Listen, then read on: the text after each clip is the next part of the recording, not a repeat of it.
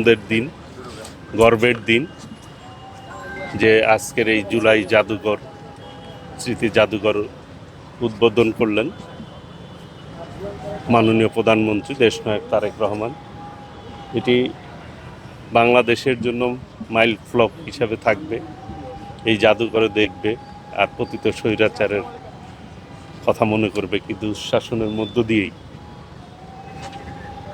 এই শহীদের রক্তের বিনিময়ে আমরা গণতন্ত্র পেয়েছি।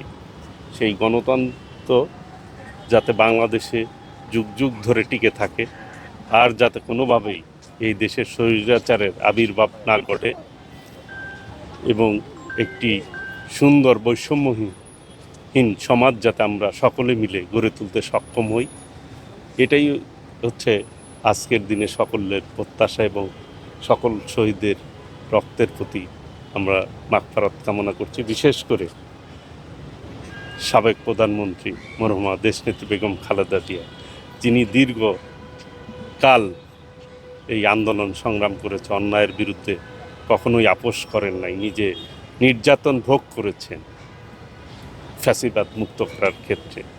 আর তারই যোগ্য উত্তরসূরি দেশনায়ক তারেক রহমান মাননীয় প্রধানমন্ত্রী, যিনি এই আন্দোলনের নেতৃত্ব দিয়েছেন এবং আজকে মাননীয় প্রধানমন্ত্রী এটি উদ্বোধন করলেন। এটা অত্যন্ত বাংলাদেশের মানুষের জন্য, গণতান্ত্রিক কামী মানুষের জন্য একটি আনন্দের দিন, গর্বের দিন।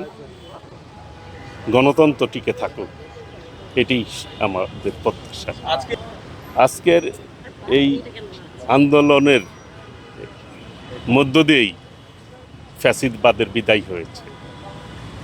ফ্যাসিবাদ মানসিকতায় যাতে কেউ ধারণ না করে এবং এই মানসিকতা পরিহার করতে হবে এবং গণতান্ত্রিক যে ব্যবস্থা সেটি টিকে রাখার ক্ষেত্রে বাংলাদেশে যাতে আর কেউ ষড়যন্ত্র করে অস্থিতিশীল না করতে পারে, বাংলাদেশটি যাতে সকলে মিলে জুলাইয়ের চেতনাকে বুকে ধারণ করে মাননীয় প্রধানমন্ত্রীর নেতৃত্বে সকলে এগিয়ে যাবে, এটি মানুষের প্রত্যাশা।